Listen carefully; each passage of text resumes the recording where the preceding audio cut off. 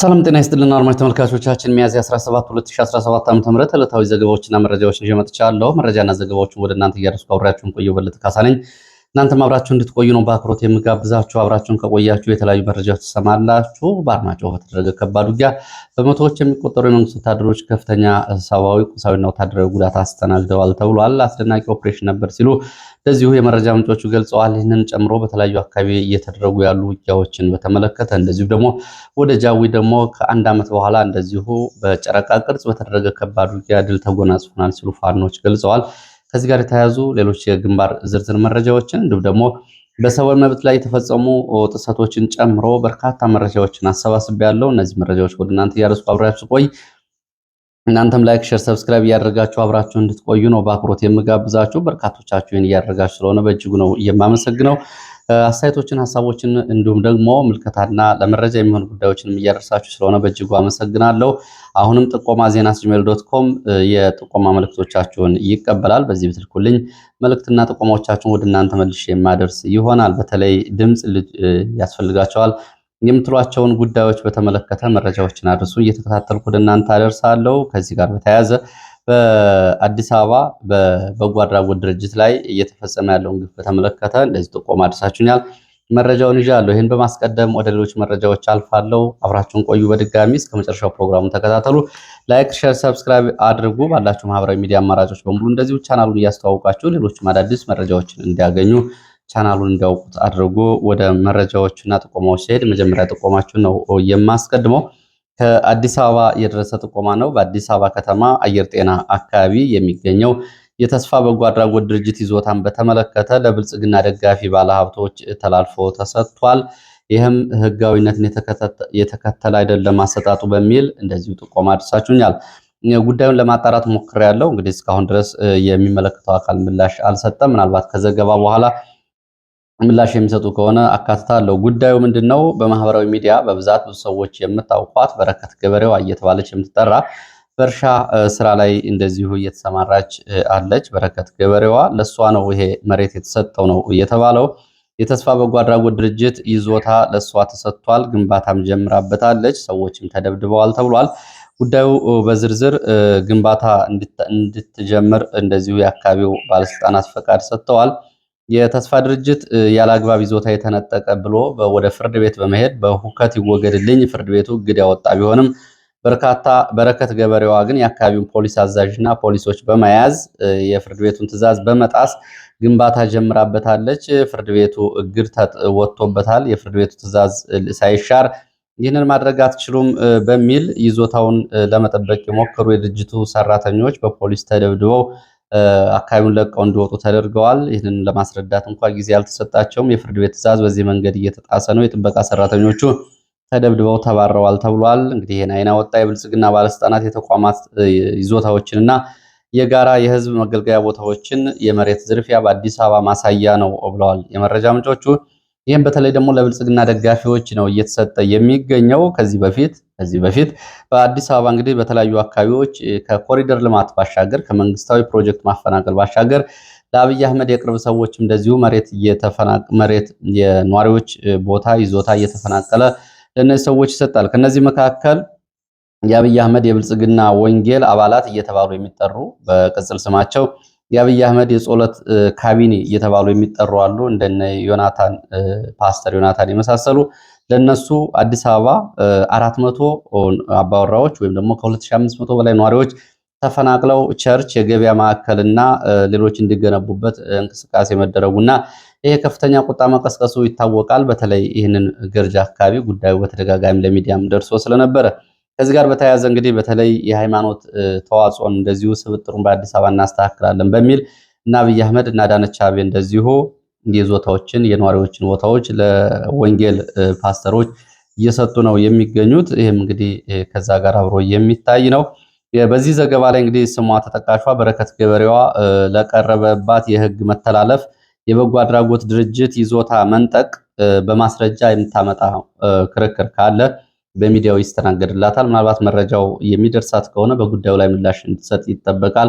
ምክንያቱም የበጎ አድራጎት ድርጅትን ቦታ ወስዶ ከብልጽግና ሰዎች ጋር በመነጋገር የፍርድ ቤት ትዕዛዝን ተላልፎ ግንባታ መጀመር አሁን ያለው የብልጽግና ስርዓት ውድቀት ማሳያ ነው። ስሜ በዚህ በኩል ተነስቷል የምትል ከሆነ ምላሽ እንድትሰጥ መረጃዎች የደረሷችሁ አድርሷት። ወደ ሌሎች መረጃዎች ነው የሚሄደው። በቀጥታ ወደ ግንባር መረጃዎች ነው የሚሄደው። በአማራ ክልል በተለያዩ አካባቢዎች ውጊያዎች ቀጥለዋል። የድሮን ድብደባና የድሮን ጭፍጨፋዎችም ቀጥለዋል። ከስምሪት ቀጠናዎቻቸው የሚወጡ የመንግስት ወታደሮችም እንደዚሁ አሉ። በተለያዩ አካባቢዎች ከባድ ውጊያዎች የተደረጉ ነው የሚገኙት። ከስምሪት ቀጠና ከመውጣት ጋር በተያያዘ መተማ፣ ዳንግላ፣ ቋራ፣ መካነ ሰላም፣ መርጦ ለማርያም፣ አርማጭሆ፣ እብናት፣ በለሳ፣ መሃል ሜዳ፣ አማኔል ምስራቅ ጎጃም፣ ባሶ ሊበን ምስራቅ ጎጃም፣ ዳባት ሰሜን ጎንደር እና ጠዳ ጎንደር ከተማ አስተዳደር ክፍለ ከተማው ማለት ነው።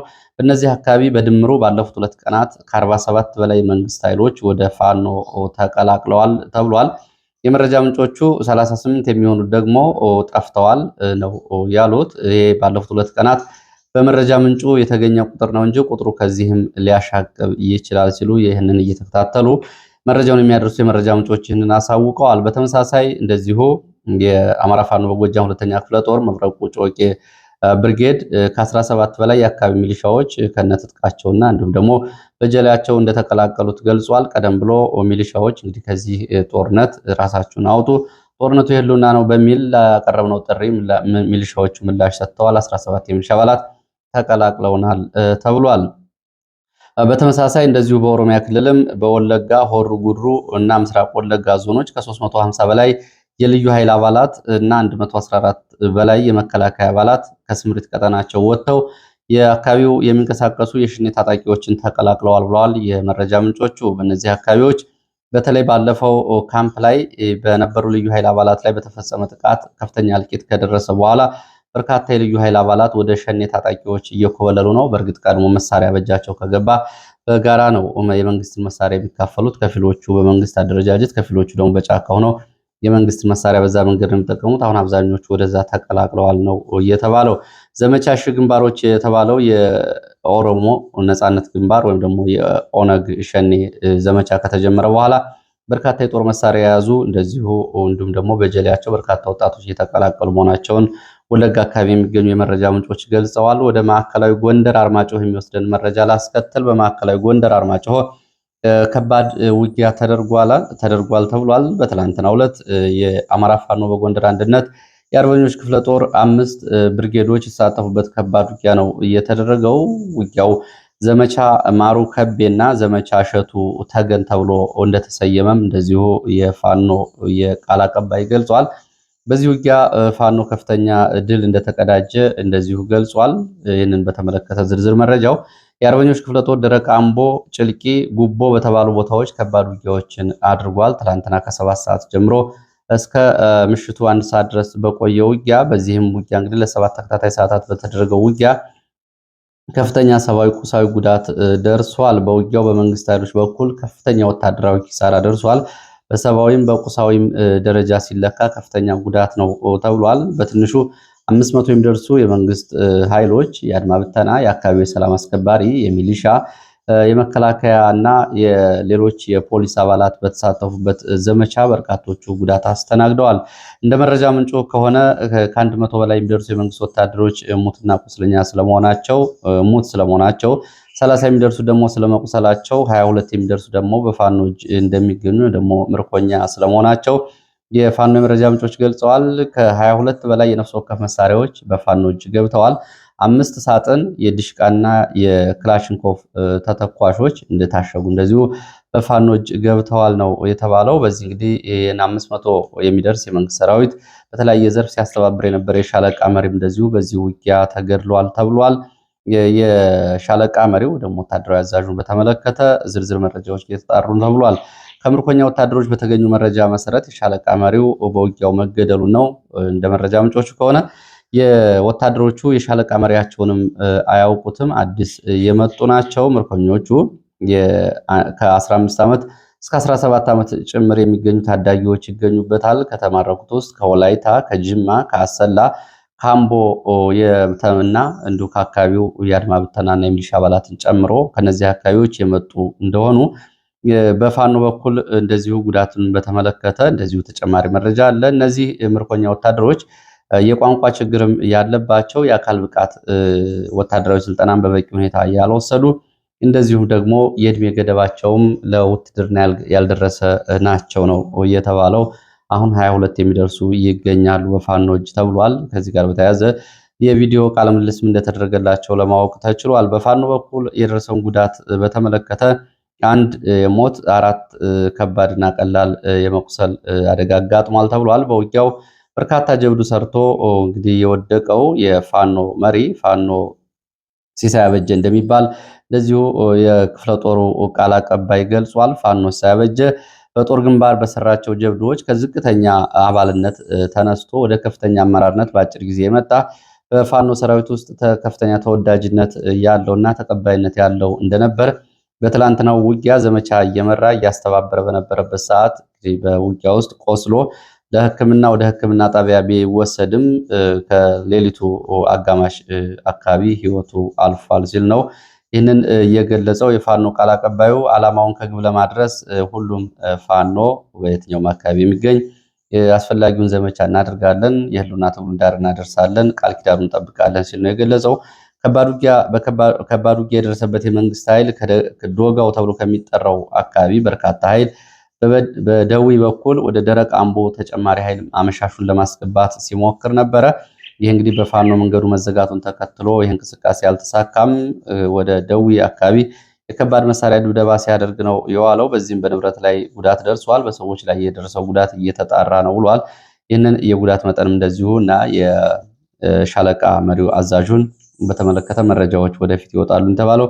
በዚህ ዘመቻ የአርበኞች ክፍለ ጦር 5 ብርጌዶች ተሳትፈዋል። መረጃው የክፍለ ጦሩ ቃል አቀባይ ባንዲራው ግርማይ ነው። ይሄ መረጃ እንግዲህ በአሃዛዊ ቁጥሮች የተገለጹትን ጨምሮ ይህን መረጃ ያደረሰው የክፍለ ጦሩ ቃል አቀባይ ነው።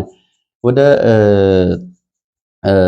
ደቡብ ምዕራብ ሸዋ በመሃል አንድ መረጃ ላደርሳችሁ። የአማራ ተወላጆች አሁን ተፈናቅለዋል። አመያ ወረዳ ተብሎ የሚጠራው አካባቢ ይላላ ቀበሌ በርካታ የአማራ ተወላጆች ተፈናቅለዋል። የተፈናቀሉት ደግሞ መከላከያ ወደ መኖሪያ ቤታቸው ዘልቆ ትጥቅ ትፈታላችሁ በሚል ወከባ ከፈጸመባቸው በኋላ ይህንን ተከትሎ መከላከያ ሲወጣ የሸኔ ታጣቂዎች ወደ አካባቢው በመግባት በነዋሪዎቹ ላይ እንደዚሁ ከፍተኛ የሆነ ጫና በመፍጠራቸው ቤቶች እንዲቃጠሉ መደረጋቸውን ተከትሎ ነዋሪዎቹ አካባቢያቸውን ለቀው ኪታ ቀበሌ ወደሚገኝ ቤተክርስቲያን ተጠልለው ይገኛሉ ነው የተባለው።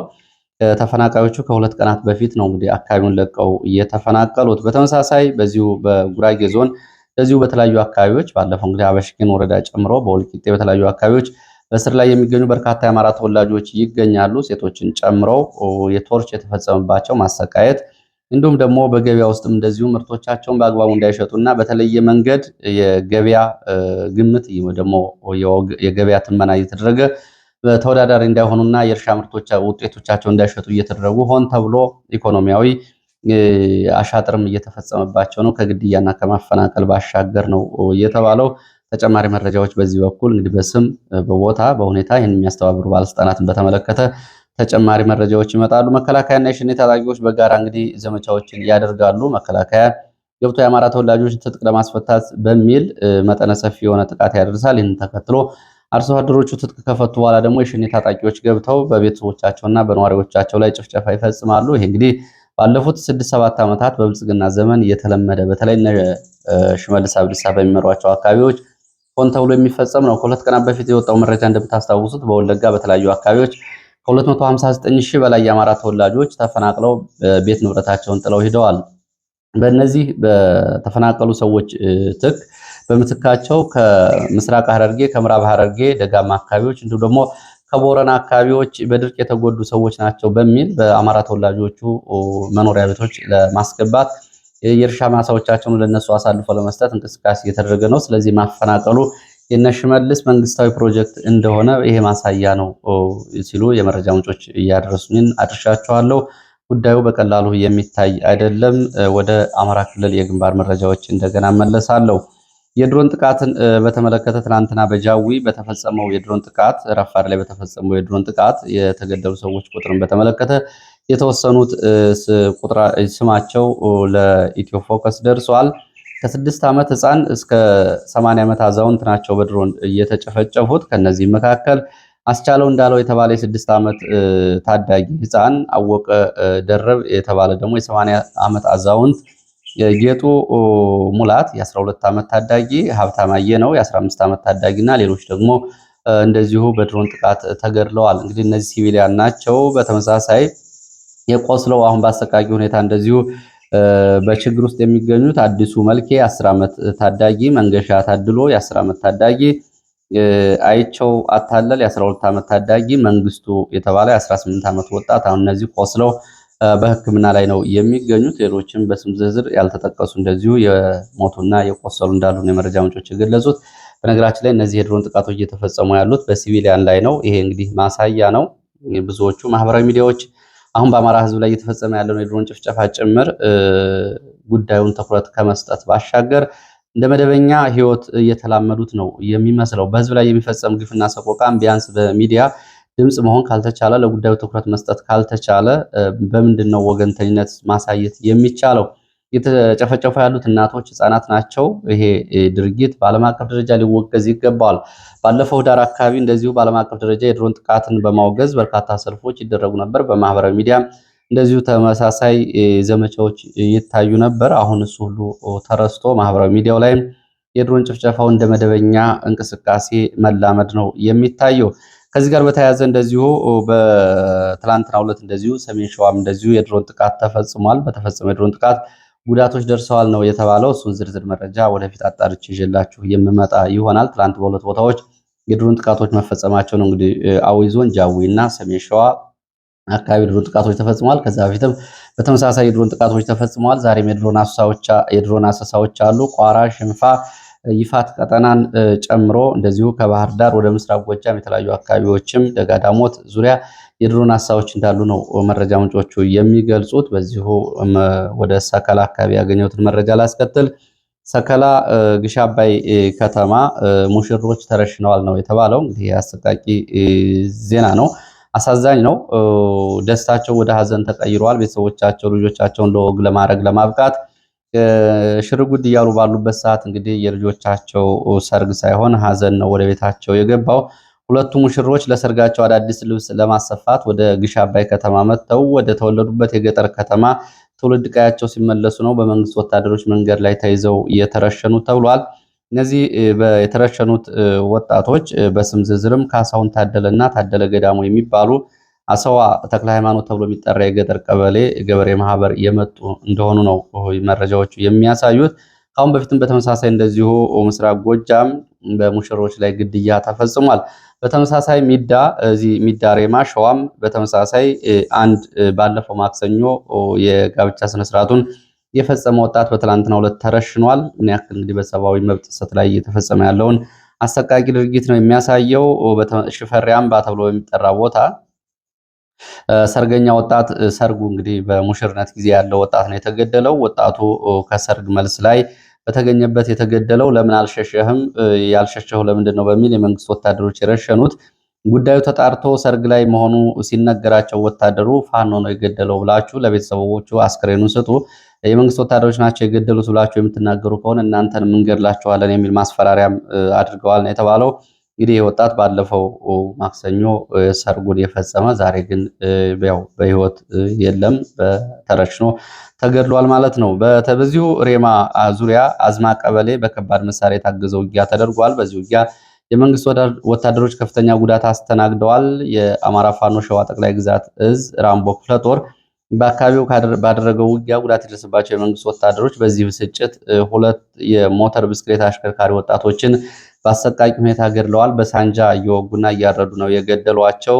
እናንተ እዚህ ሆናችሁ በእኛ ጓደኞች ላይ ፋኖ ጉዳት ያደረሰበትን አቅጣጫ ቦታ ለምን አልነገራችሁንም? እናንተ መረጃ ሰጥታችሁ ነው እኛ ያለቅ ነው በሚል ነው ወጣቶቹን እየገደሏቸው ተብሏል። በተመሳሳይ አዝማ ቀበሌ ሁለት አርሶ አደሮችን በሞርተር ተገድለዋል። 5 መምህራን እንደዚሁ ታስረው ተወስደዋል።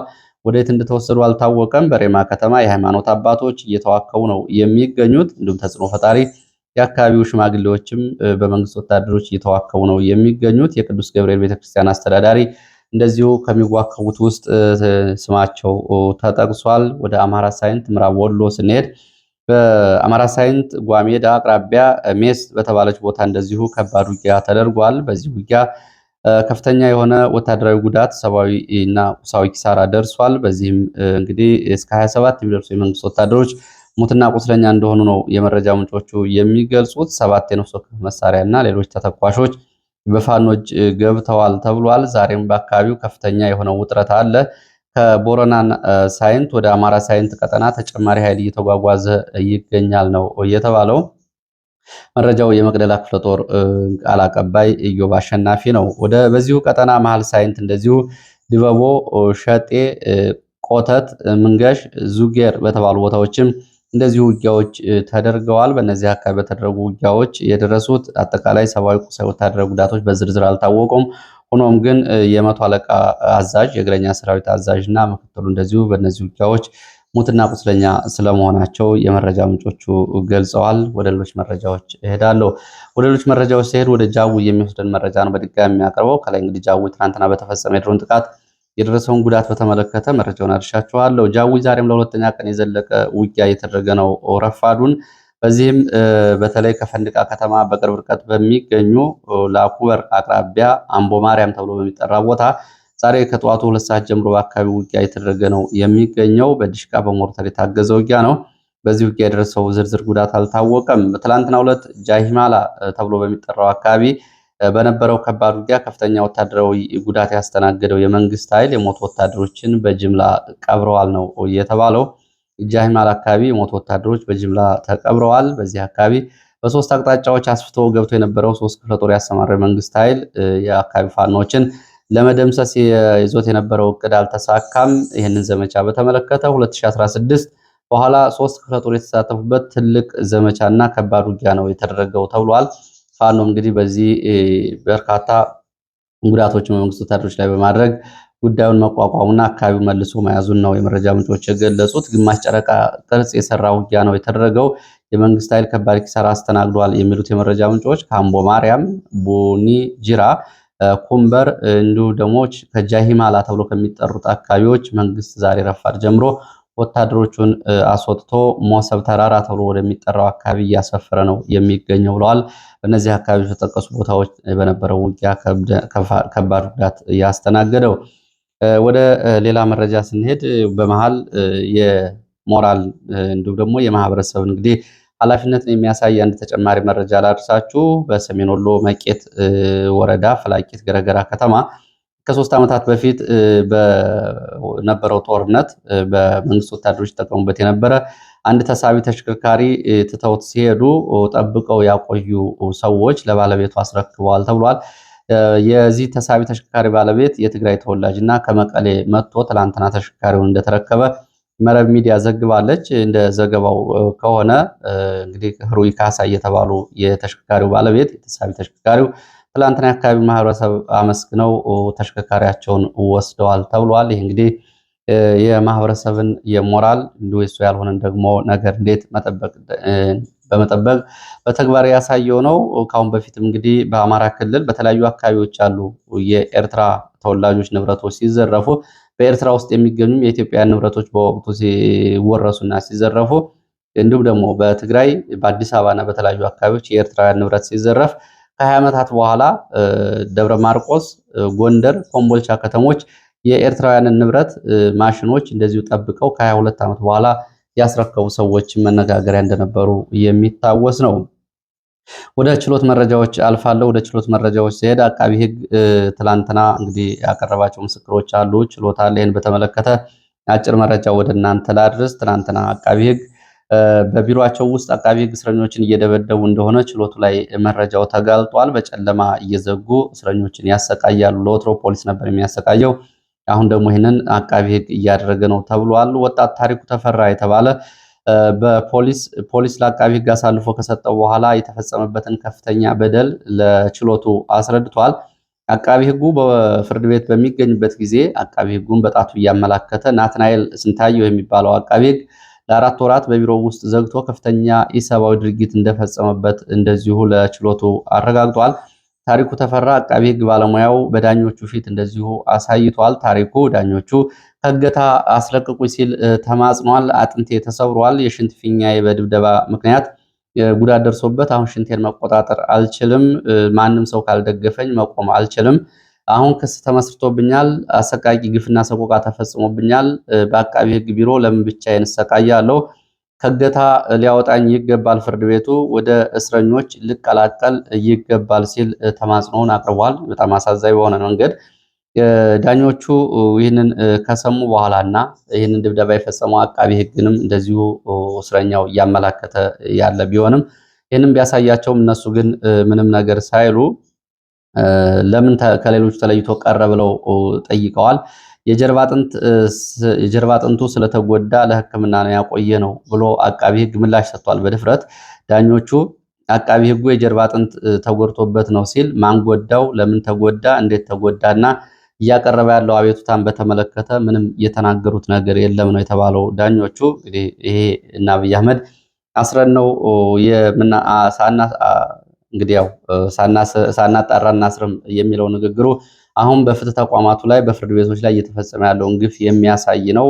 በተደጋጋሚ በፓርላማ ጭምር አብይ አህመድ የሚመጻደቅበት ማንንም ቶርች አላደረግንም የሚለው እነ ታሪኩ ተፈራን ጉዳይ እንግዲህ እና አብይ አህመድ ሊያውቁት ይገባል። ካላወቁት በእርግጥ ስለማያውቁት አይደለም ይሄ ጉዳይ። ለማንኛውም በአቃቢ ሕግ የፖሊስን ስራ ተክቶ እስረኞችን ይደበድባል፣ ይጎዳል። እስር ቤት ውስጥ ለብቻው የአቃቢ ሕግ እስር ቤቱ ተዘጋጅተው ወጣቶች የተሰቃዩ ነው የሚገኙት። ይህ እንግዲህ አቃቢ ሕግ የከፈታቸው እስር ቤቶች መሆናቸው ነው። የመንግስት ቢሮዎች ናቸው ይህን እየታሰሩበት ያለው። ሌላው እነ ዶክተር ወንዶሰን አሰፋ 23ቱ ተከሳሾች ላይ ዋና ሳጅን ምንዳ አልጋውና 50 አለቃ ነጋሽ አሰፋ ምስክርነት ሰጥተዋል። በእነ ዶክተር ወንዶሰን አሰፋ የክስ መዝገብ የሚገኙት ጋዜጠኞች እነ ዶክተር ወንዶሰን አሰፋ፣ እነ ዶክተር መሰረት፣ እነ ዶክተር ኢሳውቸውን ጨምሮ በእነሱ ላይ ነው ምስክርነት ያሰማው። ትናንትና አቃቢ ሕግ ሁለት የጸጥታ አባላት በሰሜን ሸዋ ዞን የመንዝጌራ ወረዳ የጸጥታ መስሪያ ቤት ባልደረባ የሆኑ ሁለት ሰዎች ናቸው ምስክርነታቸውን የሰጡት። ዋና ሳጅን ምንዳ ግርማይ ሽጥላ ግድያ በተመለከተ በወቅቱ እንግዲህ ጓሳ ላይ እንደተፈጸመ እሱም በወቅቱ ቆስሎ ለ3 ወራት ያክል ሕክምና ውስጥ እንደነበረ ገልጿል። ተኩሱ ሚያዝያ 19 2015 ዓ.ም እንደነበርና ይህንን በተመለከተ አገግሞ ሲመለስ የአካባቢው ማህበረሰብ ይህንን ጥቃት የፈጸሙት የልዩ ኃይል አባላትና የምስራቅ አማራ ፋኖ አልባሳትን የለበሱ ኃይሎች እንደሆኑ ሰዎች ሲያወሩ ሰምቻለሁ ሲል ይህንን ተናግሯል። ይህንን እንደሰማ እንጂ ሌላ ተጨባጭ የሆኑ መረጃዎችን አልተናገረም ብለዋል የችሎት የመረጃ ምንጮች። በተመሳሳይ 50 አለቃ ነጋሽ ተጨማሪ 3 አካላት በግርማይ ሽጥላ ላይ ግድያ እንዲፈጸም ትዕዛዝ ሲሰጡ ተመልክቻለሁ። ራሳቸውን እየተከላከሉም ሲያመልጡ ማየቱን እንዲሁም ደግሞ በዚህ ጥቃት የቆሰሉ ሰዎች የተገደሉ ሰዎችን በተመለከተ ከላይ ዋና ሳጅን የተናገሩትን ጨምሮ ተናግሯል ነው የተባለው። ቀሪው ምስክሮቹ እስከ ሚያዝያ 22 ይቀጥላሉ ነው የተባለው። ይህንን ምስክርነት በተመለከተ ግን እስካሁን ድረስ እንግዲህ ከኦሮሞ ብሔረሰብ ዞንም ከባህር ዳርም ከዚህ ከመንዝም የሄዱ ሰዎች ስለ ጉዳዩ በቀጥታ ደግሞ ተጠርጣሪዎቹ ከዚህ ጉዳይ ላይ ጋር የሚያገናኛቸውን ጉዳይ በተመለከተ አንድም የተናገሩት ነገር የለም። የሚያውቋቸውን ሌሎች ክስተቶች በተለያዩ አካባቢ የነበሩት ሁኔታዎችን ከማስረዳት ውጭ እስካሁን ተከሳሾቹ ላይ በቀጥታ ከነሱ ጋር የሚገናኝ ጉዳይ እየተናገሩ አይደለም። በዚህ ምክንያት እንግዲህ አቃቢ ሕግ አሁንም ምስክሮች አሉኝ በሚል አጠቃላይ አውዱን የሚያስረዳ እንጂ በተከሳሾቹ ላይ በግል ይህንን አድርገዋል የሚሉ ጉዳዮችን ማቅረብ አልቻለም ብለዋል ጠበቆቹም ጭምር ይህንን ሲናገሩ። ሌሎቹ እነ ብርሃኑ ጉባለ ምስክርን ማሰማት ሂደት ዛሬም ቀጥሏል። የነ ዶክተር ወንዶሰን አሰፋ ዛሬ ምስክር ይሰማል ነው የተባለው። እነ ታደሰ ደርቤ 20 ተከሳሾች የሚገኙበት መዝገብ፣ በእነዚህ ውስጥ እንግዲህ ነፍሰ ጡር እናት ጭምር የተካተተችበት መዝገብ ነው። የዋስትና ክርክር ብይን ለመስጠት ለግንቦት 1 2017 ተለዋጭ ቀጠሮ ተሰጥቷል። የኋላሸት ዘነበ መንግስት ጠበቃ እንዲያቆምለት ጠይቋል። በዚህም እንግዲህ ተለዋጭ ቀጠሮ ተሰጥቷል። በመሃል ሌላ መረጃ ወደ ባህር ዳር የሚወስደን የቤት ለቤት ፍተሻ በባህር ዳር ከተማ እየተደረገ ነው ተብሏል። በተለያዩ የከተማዋ ቀበሌዎች የሚሊሻና የፖሊስ አባላት ቤት ለቤት እየገቡ ፍተሻ እያደረጉ ነው። የፍርድ ቤት ትዕዛዝ አልያዙም። በተለይ አባይ ማዶ እንዲሁም ደግሞ ቀበሌ 14 ተብሎ በሚጠሩት አካባቢዎች መሳሪያ ያላችሁ በሚል የሚሊሻና የፖሊስ አባላት የቤት ለቤት ፍተሻ እያደረጉ ነው ተብሏል። ወደ ትግራይ የሚወስደን መረጃ ላስከትል። በትግራይ የሶስተኛ ዙር የነፃ አውጪ አዲስ የትጥቅ ትግልን እንቅስቃሴ በተመለከተ በርካታ ታጣቂዎች ይህንን ቡድን እየተቀላቀሉት ነው። እንቅስቃሴው ተፋፍሟል ነው የተባለው። ወደ ነፃ መሬት በሚል በተደረገው ጥሪ በህዋት ውስጥ ያሉ የታጣቂ አዛዦች በኮሎኔል ደረጃ ያሉ ቢያንስ 7 ኮሎኔሎች ይህንን ጥሪ ተቀብለው ወደ ነፃ መሬት ተቀላቅለዋል ነው እየተባለው። ወደ ጫካም ገብተዋል ተብሏል። ይሄ በተለይ በቀድሞ የህወሓት ባለስልጣን የመጀመሪያ ልጅ በሸዊት የሚመራው ንቅናቄ በርካታ በአጭር ጊዜ ውስጥ በርካታ ታጣቂዎችን እንዲሁም ደግሞ ወታደራዊ መሪዎችን አግኝቷል። ይህ ጉዳይ በህወሓት በደብረጽዮን በሚመራው ህወሓት በኩል ከፍተኛ ጭንቀት ፈጥሯል የሚሉት የመረጃ ምንጮቹ እነ ደብረጽዮን ጉዳዩ በጥንቃቄ እንዲያዝና ወደ ጫካ የገቡትም እንዲመለሱ ድርድር እንዲደረግ ይህንን አቅጣጫ ሰጥተዋል ነው የተባለው። ከዚህ ባሻገር ማህበረሰቡ ይህንን ንቅናቄ በብዛት እንዳይቀላቀለው ንቅናቄው ጌታቸው ረዳ የብልጽግና ባለስልጣናትና እና አብይ አህመድ የሚመሩት ንቅናቄ ነው ተብሎ ለህዝቡ በህወሓት የመረጃ አባላት እንዲሁም ደግሞ በህወሓት የድርጅት አደረጃጀቶች በኩል ለህዝቡ ይነገር። ይህንን መረጃ ማሰራጨት ይህንን ንቅናቄ መቀልበስ አለብን ነው ተብሏል የተባለው። ሌላው ጀኔራል ታደሰ ወረደ በትላንትናው ዕለት የአፍሪካ ህብረት የፕሪቶሪያ ሰላም ስምምነት አስፈጻሚ አካላት ጋር ተነጋግረዋል። በዚህ የአፍሪካ ህብረት ከፍተኛ የልዑካን ቡድን ኃላፊዎች እነ ጀኔራል ታደሰ ወረደን አግኝተው አነጋግረዋል ነው የተባሉት። በጀኔራል አክስዴ የተመራው ቡድን መቀሌ ገብቶ ተነጋግረዋል። በዚህም እንግዲህ የሁለቱ የፕሪቶሪያው ስምምነት አፈጻጸም በተመለከተ ታደሰ ወረደም ተቀዳሚ ስራችን ተፈናቃዮችና በአስቸጋሪ ሁኔታ ውስጥ የሚገኙትን ወደ ቀያቸው መመለስ ነው ብሏል። ለዚህም አስፈላጊውን ክትትል እናደርጋለን ሲል ነው እንግዲህ የአፍሪካ ህብረትም የገለጸው። ወደ ጅቡቲ የሚወስደን መረጃ ላስከትል። ጅቡቲ ከግብፅ ጋር የቀይ ባህር ዳርቻ ጥበቃ ስምምነትን ለመቀበል ተስማምታለች ተብሏል። ሚያዚያ 15 2017 ትላንትና ማለት ነው። ትላንትና ወዲያ የግብፁ ፕሬዚዳንት አልሲሲ በቀይ ባህር በጋራ እንጠብቅ በሚል የሚያደርጉትን ዘመቻ ጅቡቲም አድርገዋል። በዚህም እንግዲህ ከጅቡቲ ከኃይል አቅርቦት ባሻገር የቀይ ባህርን እንጠብቅ በጋራ የሚል ሀሳብ አቅርቦ ጅቡቲ ጉዳዩን ተቀብላለች። በፊርማ ግን ገና አላጸደቀችው ነው የተባለው። ግብፅ ቀይ ባህርን መጠበቅ ያለባቸው ጅቡቲ፣ ኤርትራ፣ ሱዳን፣ ግብፅ፣ የመን፣ ሳውዲ አረቢያ፣ ጀርመን፣ ሶማሊያ ጀርመን ሳይሆን ጆርዳን ሶማሊያ ብቻ ናቸው በሚል እንቅስቃሴ እያደረገች ነው የምትገኘው። ለዚህም የግብረ ኃይል ኢኒሼቲቭ ደግሞ የግብረ ኃይል መነሻ ሀሳብ ይዛ ቀርባለች ነው የተባለው። ይሄ ጉዳይ ግብፅ ያመጣችው በቅርብ ጊዜ ኢትዮጵያ ከቀይ ባህር ጋር በተደጋጋሚ አንዳንድ ጉዳዮችን ማንሳቷን ተከትሎ እንደሆነ ነው መረጃዎች የሚያሳዩት። ለሰዓት ያሰባሰብኳቸው መረጃዎች እነዚህ ነው የሚመስሉት። ስለተከታተላችሁ በእጅጉ አመሰግናለሁ። በሌላ ተመሳሳይ መርሃ ግብር እስከምንገናኝ መልካም ጊዜ